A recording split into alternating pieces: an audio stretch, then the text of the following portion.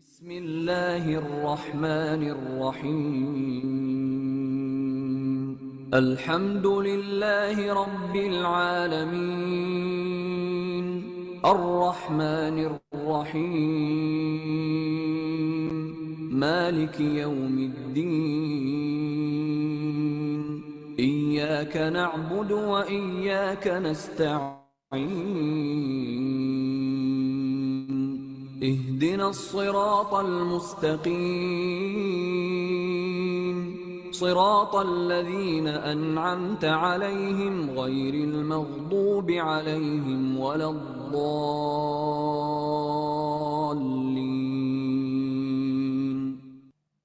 Assalamu alaikum and Ramzan Sharif Mubarak. I'm Zainab Isaji and I welcome you all in today's session, which is on spirituality in three traditions from Team OCTARA. In today's session, Abbas Husain, the Islamic scholar, will talk about some of the teachings from scholars on spirituality in three traditions. Before starting this session, I just would like to share some of the housekeeping rules with you. During the sessions, I would request all the attendees will be on listen-only mode. And for any of the technical issues, you can log out and log back in. This session is being recorded. And if you want to watch the recordings of the session 1 and session 2, you can visit our YouTube channel by the name of OCTARA Trainings. This session is also being live streaming on OCTARA's Facebook page, which is facebook.com/Team OCTARA. So if any of your friends is not able to come via Zoom, they can watch it us from Facebook page. All the questions will be taken towards the end of the session in the chat panel. In the end, I would like to say that all the participants, they will be presented an ebook towards the end of the session, so stay connected. If you face any of the technical difficulties in today's session, you can write it down in the chat panel and my co-host over here, Sare Mati, he will be there to entertain you. Now, just allow me to give a brief intro about the speaker of the day, which is Abbas Husain Sahab. Abbas Husain is the director of Teachers Development Center since 1997. He has taught Islamic studies at Aga Khan University School of Nursing for 19 years. He has conducted research in Islam and Quran for 35 years. He has taught 85,000 plus teachers all over the world. In February 2020, he received a Lifetime Award from the Millennium Institute of Professional Development in Islamabad for his dedicated work in teaching excellence. Now, please, I would like Abbas Saab to take the stage. Thank you, Zainab. I am honored and privileged. Today, our theme will be a bit different and my style will be different. And since my connection with my honorable friends who have enormous regard and who are following my work and my thinking, this will be more one-to-one. There'll be no PowerPoint. There'll be no distraction from slides. This will be me and you in an effort to connect at our personal, if you like, engagement, a personal engagement. I have chosen this theme, spirituality in three traditions, but I'm going to do it in a very, shall we say, unique way in the few minutes I have. And it is, what exactly is spiritual? Now, you know that spirituality is a huge subject, and just the definition in terms of scholarship and its practitioners, and on top, just within the tradition of Islam itself, not to speak of Buddhism, Christianity, Judaism, if you go into the big religions, it's a huge subject. Right now, for the purposes of our talk, I'm only going to offer you a very simple definition. Spirituality offers us a way of being human. It offers us a way of being human. It means it invites us to discover our humanity. It invites us to discover moments when we are not really human, when we are unworthy, when we do silly things, when we do slipshod things like that. So spirituality alerts us to our errors and flaws, to our mistakes, to things we get wrong, and teaches us gently, nicely, non-judgmentally It says, look, here is a better way. Look, here is a better standard, a better threshold, a better pattern to follow. And to my mind, very briefly, this is what all spiritual traditions would at least agree on. Okay, yeah, that would be our goal. Having accepted this as a definition, if you like, as a working definition, in today's conversation, I am going to be sharing with you stories. I'm going to share with you 3 stories from the 3 great traditions, the Abrahamic traditions of Judaism, Christianity, and Islam. A word about stories. Friends, the great spiritual masters, when I'm now talking about the great spiritual masters, when they have constructed these parables, they are doing something very remarkable and very powerful. Now, there are loads of stories in fiction, in novelists, in literature, not the issue. I am benefiting from Allama Iqbal. I would like those of you who are aware to know that there is this remarkable biography of Allama Iqbal by my colleague Khurram Ali Shafiq, which is an illustrated biography. This, by the way, is the government of Pakistan's approved standard biography of Iqbal, and which is given as a gift in every diplomatic relationship around the world. Every embassy of Pakistan offers this as a gift to fellow scholars and interested people around the world as a government of Pakistan gesture. In this is a book written by Allama Iqbal, Stray Reflections, published entirely in it. And from there, I'm going to take a sentence which will be a note for us to begin this conversation. Allama Iqbal says, here, I have the text here. This is page 63, page 63. To explain the deepest truths of life in the form of holy parables requires extraordinary genius. Shakespeare, Maulana Rum, and Jesus Christ are probably the only illustrations of this rare type of genius. Wow. I reflect on these 3 names and I always marvel that Allama Iqbal has put Jesus Christ, Prophet of God, Jalaluddin Rumi, a great Sufi master, Wali Allah, great man, and Shakespeare, a great, perhaps the greatest literary genius, literature genius. And he's put them all at the, if you like, the same level, saying that these 3 geniuses have produced parables that capture the deepest truths of life.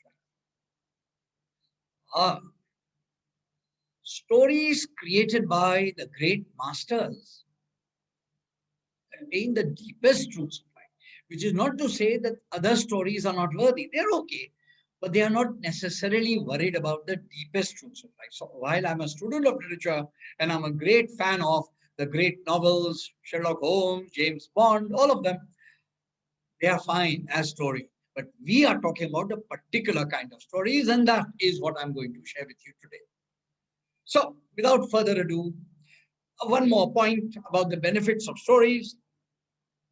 These stories are specially constructed by masters. Let us be very. And what is the point there? The point of these stories is that they allow us to reach parts of our mind which are not normally reachable by modern, shall we say, simple methods. Our, let's say, connecting the dots. These stories are so specially crafted that they allow us to reach parts of our being which are not easily reached. This is the point. And I will hope to demonstrate this in the narration of these stories. Okay. Is that you?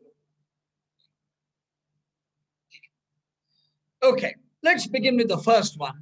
This comes from the Judaic tradition. And for me, for this conversation, just that much is enough. let me begin. The story of the two brothers. Now, friends, in a symbolic story, let me immediately add that everything in this story corresponds to something else. Corresponds to something else. Symbolically, it is symbolic of something. So just hear this, and then I'll see if a humble interpretation would allow us to draw some more lessons from it. Okay. The story of the two brothers. Okay. There were once two brothers who shared a piece of agricultural land, and they farmed grain and whatever it is that people do on agricultural land. And they would have the bags of the grain stored in a warehouse, and both the brothers lived in, if you like, neighborly houses that were constructed on a corner of that space, of that land. So you can imagine that there's the house of the elder brother, there's the house of the younger brother, there's a warehouse, and then there is this land which is used for growing wheat and rice and whatever it is that people do. For the moment, that's what we need to imagine. Got it? Okay. It so happened the brothers were very fair, so they would divide the produce, the harvest exactly. So when the harvest would be done and the grain would be properly put into appropriate bags, in the warehouse would be an exact line which would show elder brother's share and the younger brother's share, and they were exactly equal. They did this honorably and they did this nicely. Okay. So far, so good. One night, the elder brother woke up and he said, my younger brother is an unmarried young man. He has his own hobbies and his own interests. And I am a family man and I have wife and children. So I have some happiness that he doesn't have. So it is not fair for the share of this harvest to be divided equally amongst us. He deserves a bigger share. So he got up quietly in the night, went to the warehouse and shifted some bags from his side of the line and put them into his brother's side. Silently, secretly, koi awaaz nahi, koi shor nahi, chupke se. And he came back and went to sleep. It so happened that a few minutes later, the younger brother got. He said, I am a bachelor. I only have my own hobbies and dalliances. But my elder brother, he has a wife, children, family. His needs are greater. His responsibilities are greater. It is not fair that we should have equal shares. It is fitting that I should give some of my share over to him. So he went down to the warehouse and shifted some bags to the other brother side from his side in the night, in the darkness, without making a sound, and quietly came back and went to sleep. So it was that the next day and the next day, whenever the brothers saw, they were amazed to find that there was no difference in their shares, that they were perfect. And over the years, despite the fact that each brother shifted some to the other brother's side, their shares remained equal. Now, the story ends here, and I think it's a lovely capture of a human situation. Let's take a look, unpack it a little. Let's see what it means. One of the meanings. It's a very deep thing as you will reflect on it, and that is the benefit of our conversation today. I'm going to give you some materials to think about. Okay. The two brothers represent humanity. The land represents the world, the space of our efforts. As you sow, so shall you reap. It is the space of our efforts. The grain, the harvest, refers to the fruits of our efforts. The warehouse, ah, it is the demarcation of our share. We not only get the fruits of our efforts, but that we share them. There is a place, and that's how we utilize them. But the two brothers refer to the diversity of humanity. We are not the same. We are not equal.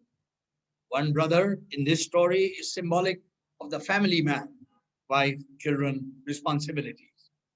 The other brother represents the bachelor, the younger man.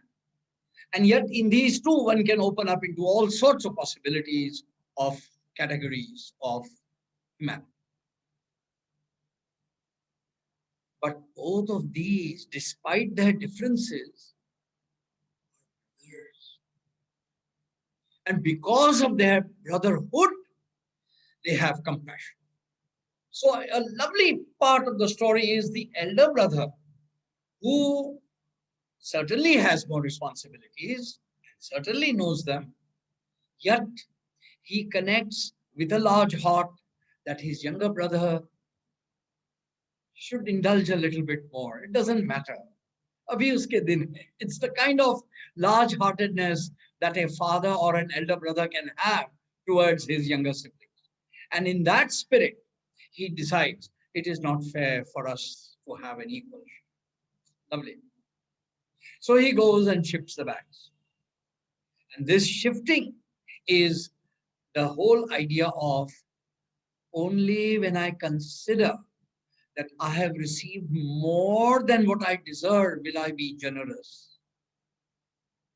Generosity begins from a deep understanding of gratitude. I cannot possibly be grateful if I cannot be generous if I'm not grateful. And the more generous I am, the more grateful I am. It's a cycle. It feeds on itself, as my teacher says. It's a reiterative cycle. So because the elder brother recognizes that the joys he has in his wife and children are not what his brother has, when he recognizes this, he then is generous. He goes and he puts the bags on his brother's side.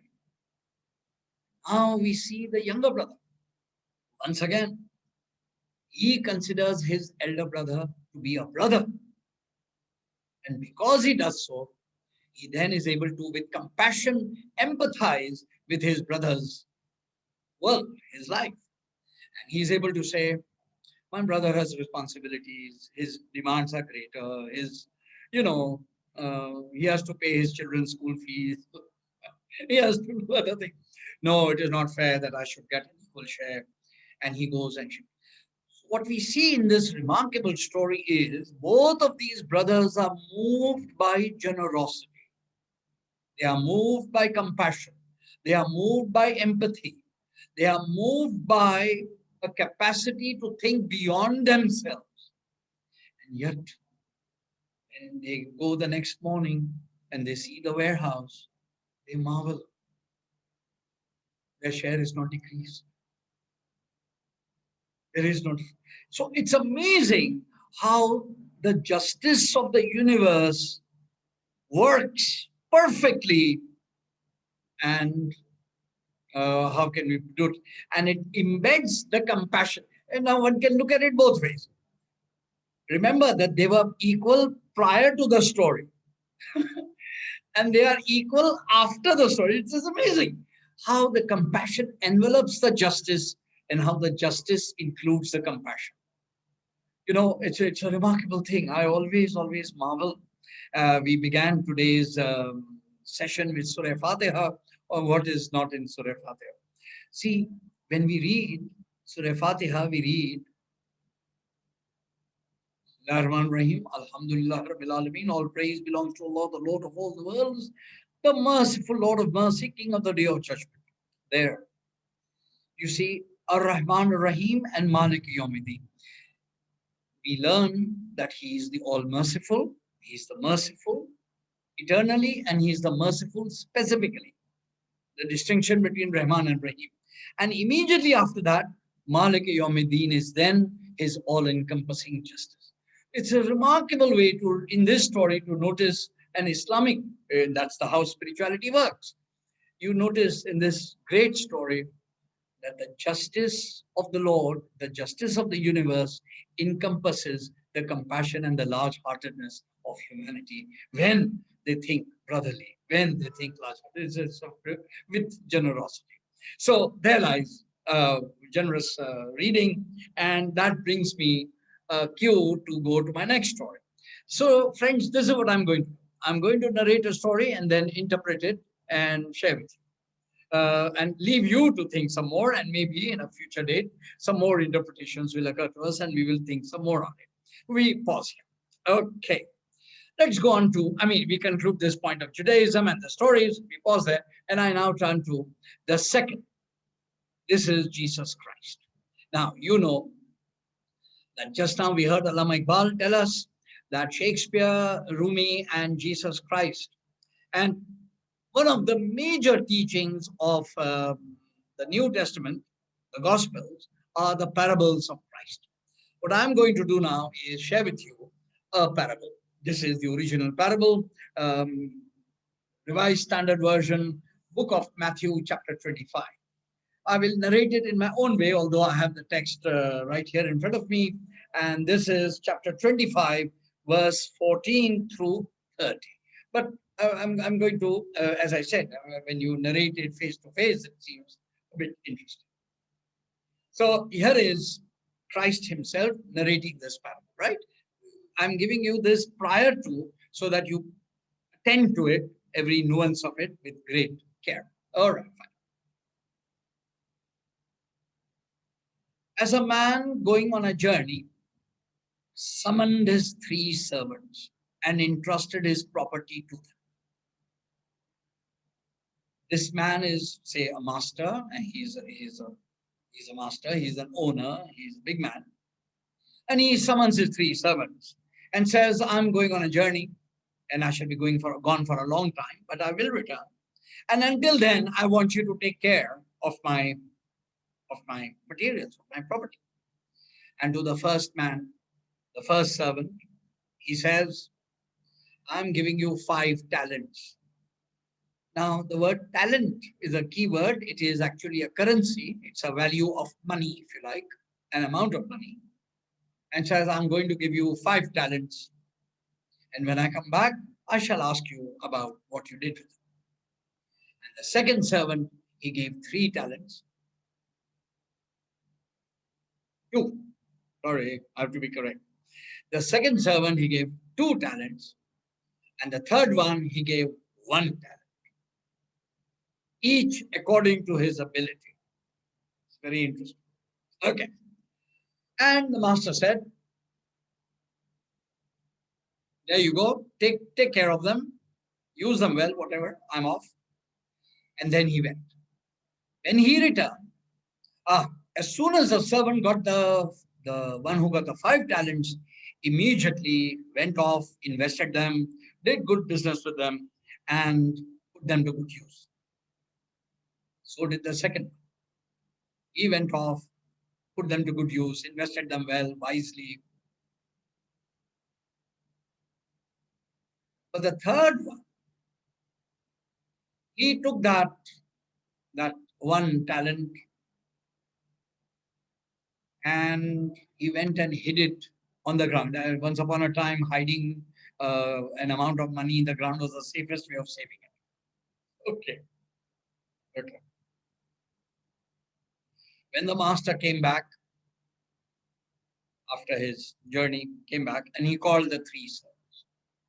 And the first one said, Master, you gave me 5 talents, I invested them well, and I made 5 more talents. That is, I doubled it. Here you are. Here are the 10. And the master said, Shabash, bravo, good for you.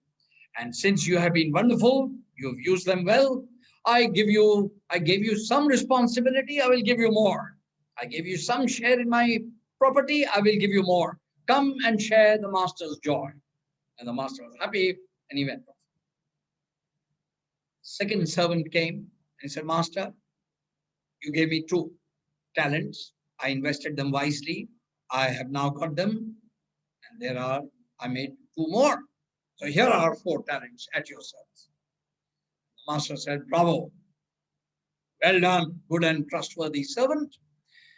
I have given you some responsibility, and you have been good, trustworthy. I will give you more. Come and share the master's joy. I like this phrase. Come and share the master's joy. He said that to the first and the second. And then the master called the third one.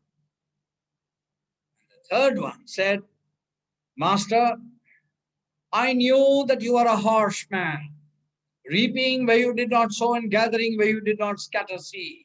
So I was afraid, and I went and hid your talent in the ground. Here you have what is yours.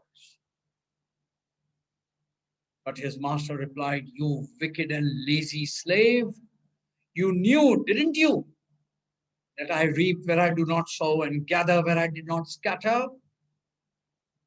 So you should have used this talent well, invested the money well, and I would have received the profit of my own. So take the talent from him and give it to the one with the 10 talents. For all those who have, more will be given, and they will have abundance. From those who have nothing, even what they have will be taken away. And this servant was cast into outer darkness. That is verse 30. Okay. Wonderful story. Very, very powerful. Tells us a deep lesson about being human, which is our point of spirituality. And truly, Christ, one of the great masters of being human, teachers of humanity, has given us a very deep lesson. There are many ways of reading this. It is not my, in the little time I have, I need to do the Islamic story as well. The one sentence on which I would like to, you see immediately, of course, that there is diversity. And I believe there is also justice. And I believe justice is very strange. You might say, how come? He gave 5 to 1, he gave 2 to the other one, and he gave only 1. No, that's not the point. Point is, he didn't expect the one who had 1 to give him 10. He didn't expect the one who had 2 to give him 10. He wanted them to use them wisely. That is the point. So justice is not, Allah Ta'ala's justice is not that he gives unequal talents to everyone and expects everyone to do equal things. That would be unjust. Allah Ta'ala says in this story, if the master is God, if we look at it that way, then we realize that the master has given talents and expects us to work accordingly. And we are not to waste that talent. So it's a remarkable story, or to leave it unused and to leave it uninvested. And no, for that one talent, John Milton in that wonderful sonnet of his, lovely thing, literature is always good. And that one talent which is death to hide, lodged with me useless, though my soul more bent to serve therewith my master. Does God expect day labor, light denied? I fondly ask. Milton says, it's strange, I'm now blind, on his blindness, by the way, that's the sonnet. I have gone blind, and how is it possible that God expects me to do the work of a day laborer and expect me to do so in this blindness, in this light denied? But patience to prevent that murmur soon replies, God does not need either his own gifts or man's work. His state is kingly. No, the business of God is not that you return the talent back to him. Yani, it's amazing. The point isn't. The point is that whatever we've been given is to be used. And this line, verse 29 of the Gospel of Matthew, is truly a very key point in our understanding of the world and the economics of the world. It's an observation. It is not a prescription, but a description. To all those who have, more shall be given, and they shall have abundance. But from those who have not shall be taken, and they shall lose even that which they have. Truly, it is a sad but true observation of the world. The rich get richer, and the poor get poorer. There's a whole thinking behind this, but there's a deep point right there. So, I have given a look at A very great parable indeed, multiple layers of meaning in this. And this pushes me to the third parable, being human, being a better human. And this time I shall be benefiting from Rumi, as quoted by a great master, Salim Abdali. Salim Abdali. Okay. This version is taken from Idris Shah's Tales of the Dervishes. Okay.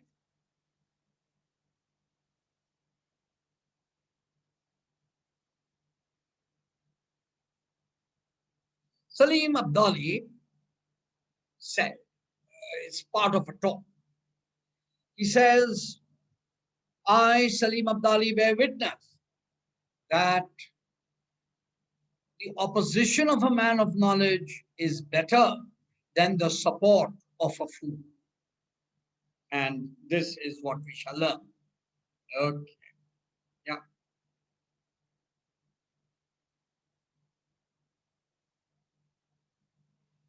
A horseman was riding when he saw sleeping under a tree, a man sleeping under a tree, a poisonous snake enter the mouth of a sleeping man. A man on a horse was riding when he saw at a distance, little distance, another man sleeping under a tree, and a snake, a poisonous snake got into his mouth. And this man, wise man, rushed to this sleeping man and wanted to avoid the snake from entering the mouth, entering them. But it was too late. The snake had already slipped. So the man took the whip of his horse and hit this sleeping man to wake him up hard. This person asleep woke up with great surprise. And as you can imagine, anger.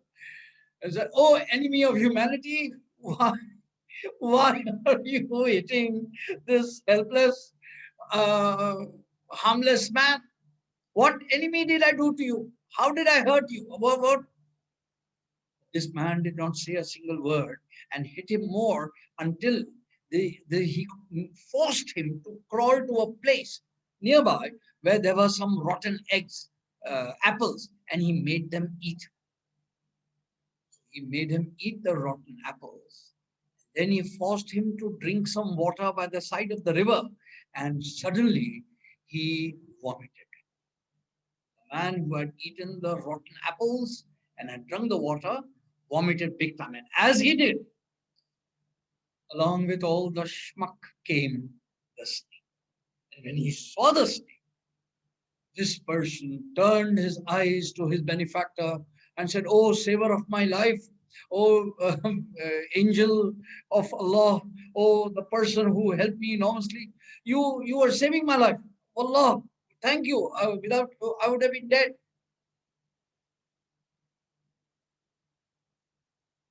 But why didn't you tell me that you are helping? Why did you just keep hitting me and making me do all the way? Why didn't you tell me? And this man on the horse said, and here is the key point of our story. If I had told you, you would not have believed, or you would have been paralyzed by fright, or run away, or gone to sleep again, seeking forgetfulness, and there would not have been time. These four answers are exactly typical of how most human beings who are in a state of ghafla, who are in a state of sleep, behave when new wisdom and knowledge is presented to them, which is life-saving and life-giving. This is a remarkable parable of being human and helping others to be human. Friends, the wisdom we have is not for ourselves. The wisdom we have is for use. But Sometimes the use we need to put it to may seem harsh. We may receive vituperation and victim and anger from the person we are trying to help. But this is what we have to do. And in the world, in the present world, I cannot imagine something more apt than capturing this. Today, all sensible people, all wise people know how hard it is to give wisdom to those who most need it, because it is life-saving, it is heartwarming, it is so enchanting and so fascinating. And yet there are in us forces. There is ghafla, there is ignorance, there is arrogance, there is forgetfulness that they reject. We reject that same wisdom being given. And at such times, our masters then have to use harsh measures, a whip on the head, in order to knock some sense into us. And by the way, friends, there are many ways of reading this as well, but I believe this is a masterly parable of the master-disciple relationship. All of us need help, but sometimes the help comes in the form of pain, of whip on the head, but sometimes that knock on the head is the most useful thing. So let me quickly pull together. MashaAllah, we are going well. Friends, I began by sharing with you a definition of spirituality, being human. I'm only saying being human. And there are masters who have played on this. Being human is human being. And many of us want to do good, but be careful. You can't be a human doing good if first you are not human being good. Think on that one. Many of us want to do good without being good. It can't be done. There cannot be any way by which I can do good without first being good inwardly, and only then will goodness flow from me outwardly. And there lies the point. The two brothers, they loved each other. Since they were able to see with large-heartedness the other brother's situation, they suddenly found that their compassion was no loss to them. Kamal. Their sharing of the grain was recompensed in a strange way, in an amazing way.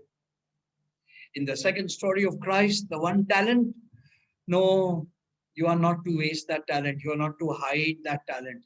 You are to use that one talent. And that one talent is enough. You won't be asked to give 10 talents. You'll be asked to give what you did with that one talent, not hide. And lastly, yes, if in my sleep, if I have somehow ingested something harmful, and mind you, a harmful snake in my body is nothing compared to an harmful habit, compared to an harmful idea that I have internalized and which I have taken. And it takes a knock on the head from the master to get it out of my system. Right. Thank you very much. This was a little foray into three major traditions that teach us better ways of being human. Thank you very much. Zainab, all yours. Yeah. Anyone who wants to ask some questions over there, so you can like type it in the chat box, or you can unmute yourself and ask. The floor is open for you, the participants.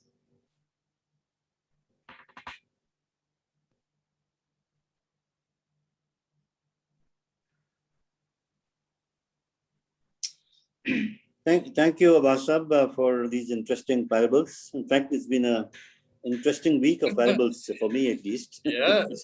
Yeah.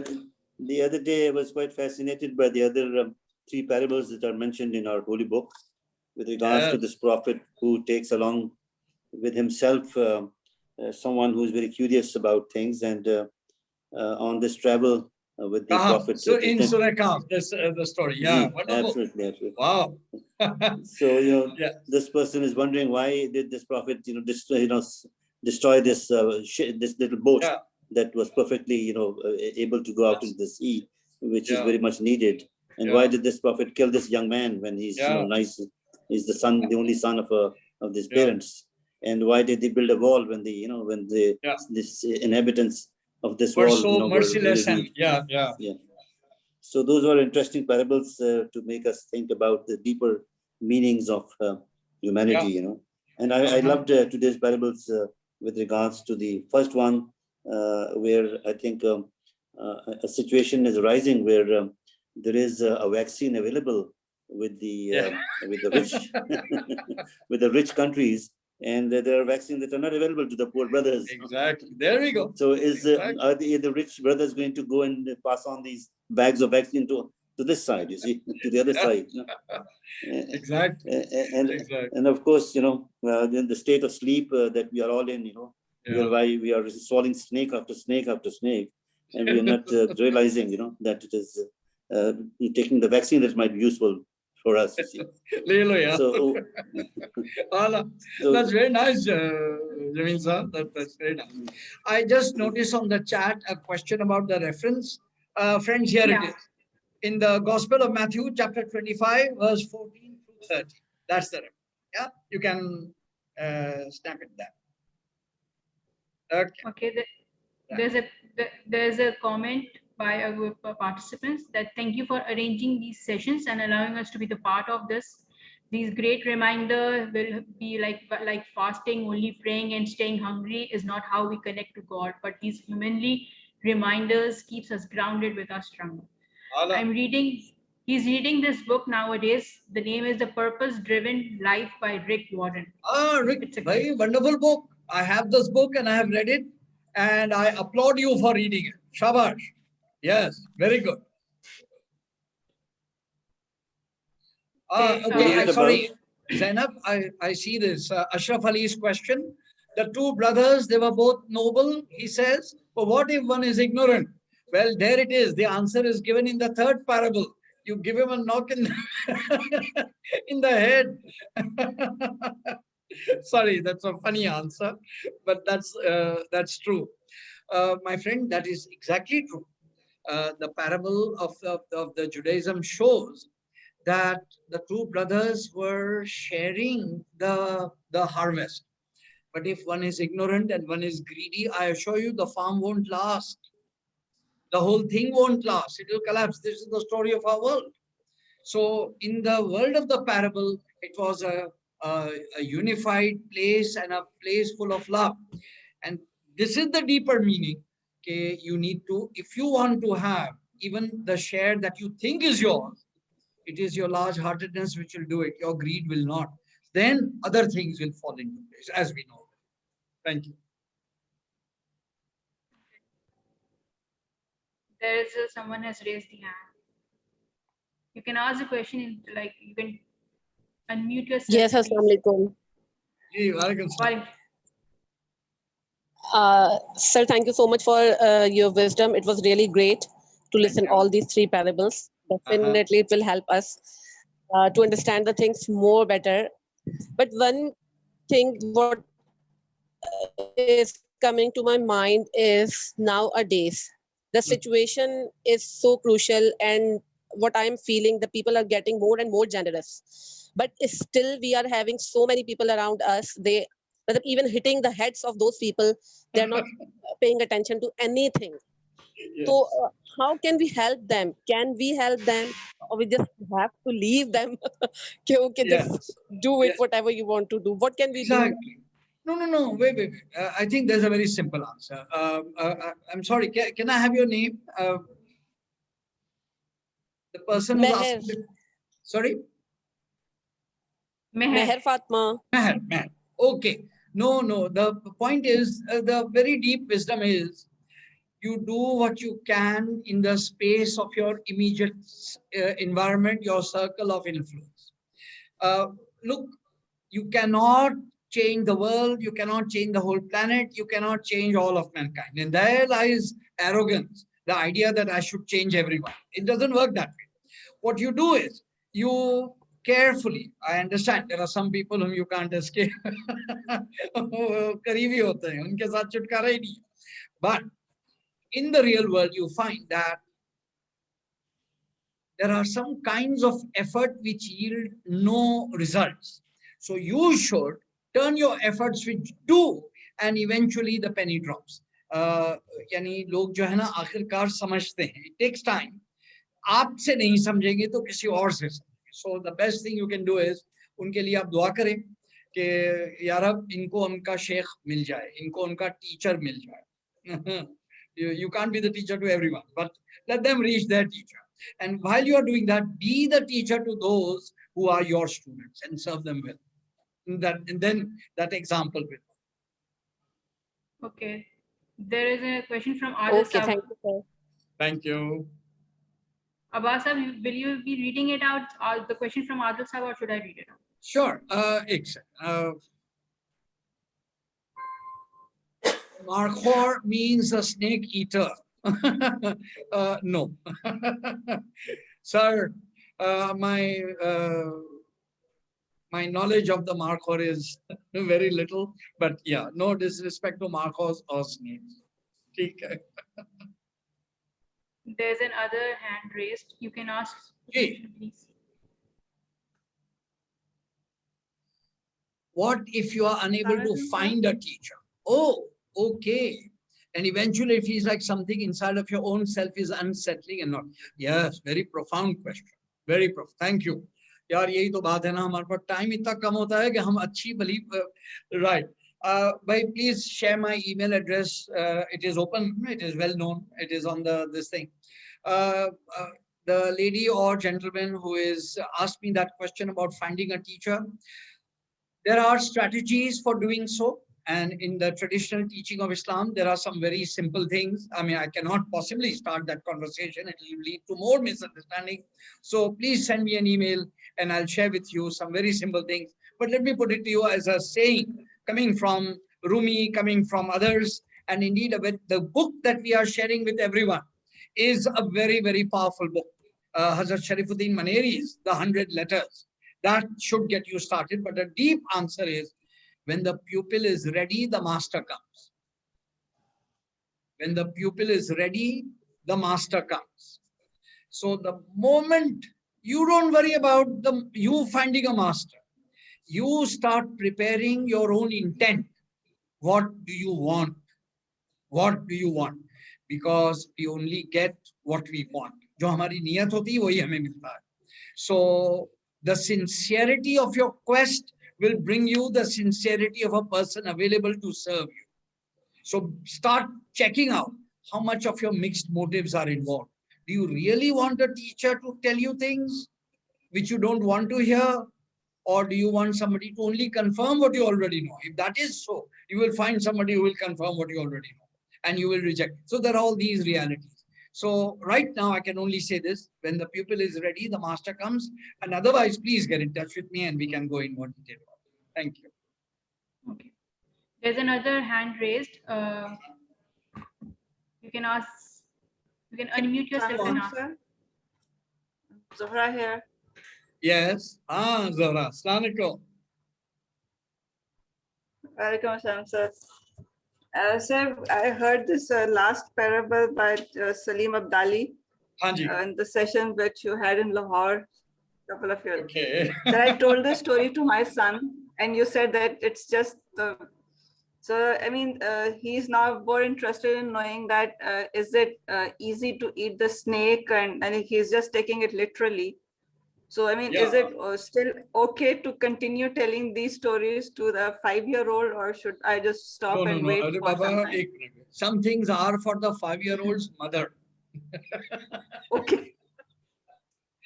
Okay. Listen, एक minute. All of Aesop's fables have animals talking to each other. Children are great with fantasies and things. उनसे आप इसकी फिक्र ना करें. आप literally ले या ना ले, आप उसकी भी फिक्र ना करें. Only feed the child proper food. These stories, and there are so many of them, that all of these they are like seeds. आज वो नहीं समझ रहे. He will tomorrow when the penny drops. Don't worry about it. अभी वो literally ले रहे हैं तभी ठीक है. We know about a little boy who asked his teacher, how is it possible for Jonah to have been in the belly of a whale? And the teacher said, well, we will have to ask Jonah about it. We'll find out in the next verse. And I thought that was a good answer. Argument nahi. ठीक है. Literal का तो मसला रहता. Thank you, sir. Thank you. Okay. Is there any else? Anybody wants to ask anything? Because then I have to share the gift with you guys. But can we I would. Yeah, I'm sharing it, Ashraf. Just give me a few minutes. I would request you all to on your videos so that we can take the picture for this today, and then I'll share the screen with you for the book and all.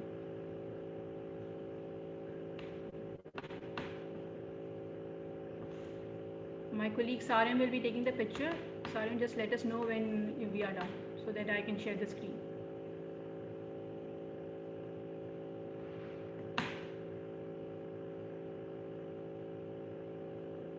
How come we have so many Sarims? Yes. I've been wondering, but that's fine.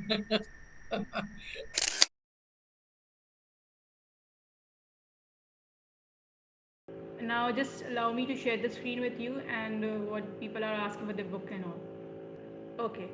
So the book for the today's book as a gift is the 100 Letters by Sharafuddin Maneri. And this is a download link. I will share the link in the chat with you guys.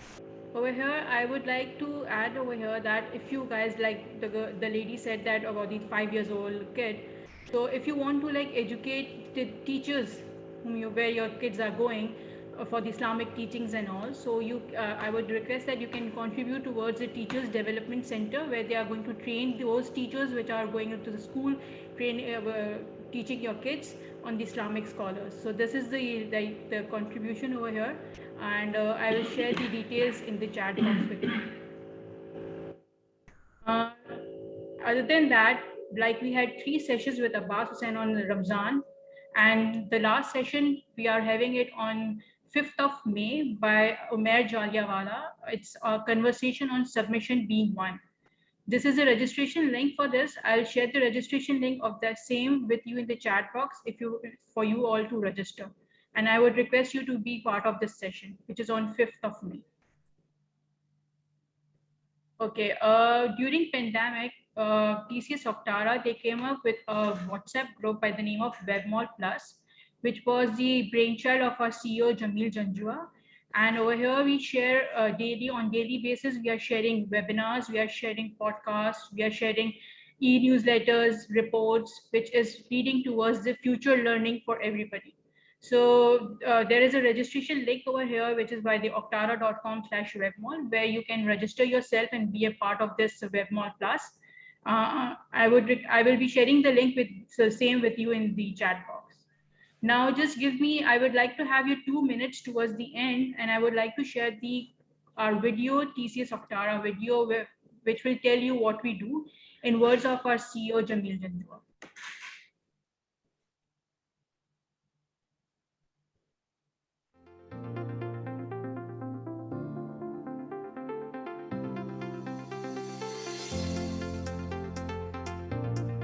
Hi, hello. My name is Jamil Janjua, and I'm the CEO of TCS OCTARA.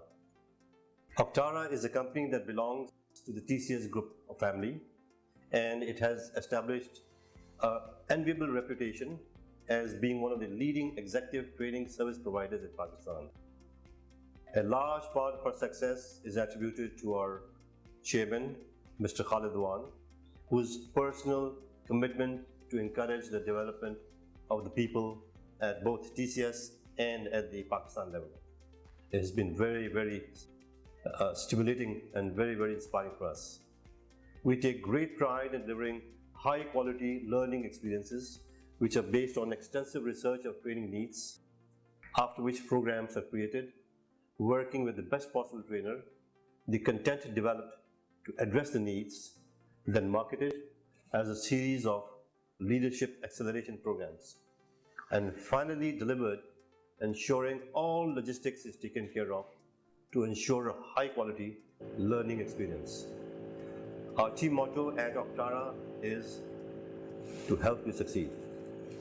Thank you.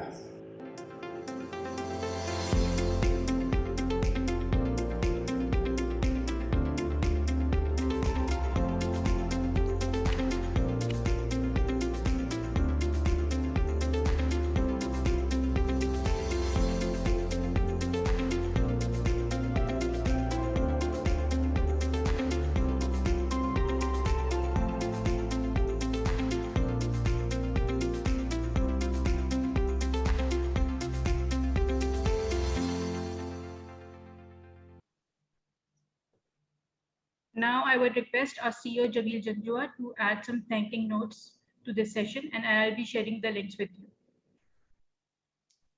Yeah, once again, Abbas Sahab, thank you very much. Thank you, Jay. This is our third session with you. We started off with the first session in a series of programs during Ramzan. The first session was Islam in line with modernity, and I recall the 5 concentric circles that you had spoken about.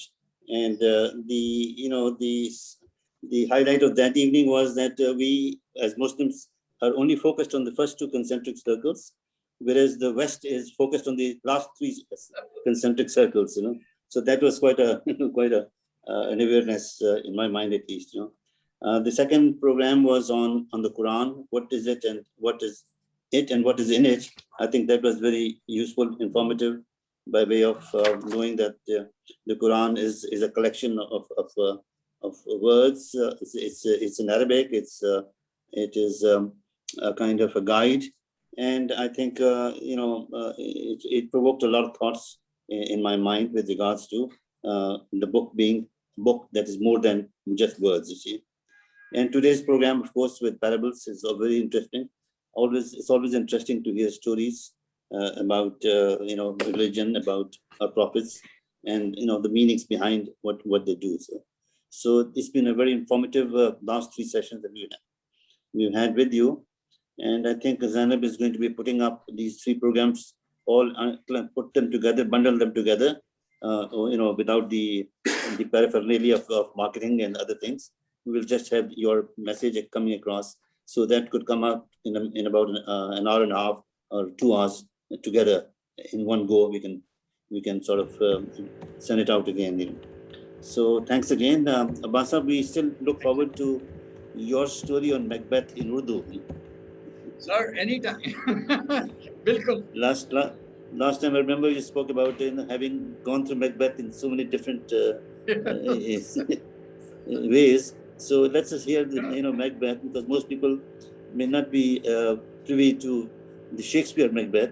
So Sure. let's have a conversation on Macbeth. Why is it so popular? Exactly. Why is it so much in demand?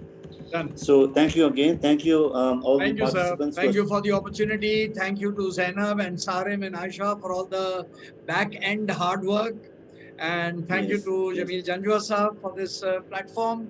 And thanks to all my fans who are valiantly listening in this difficult month.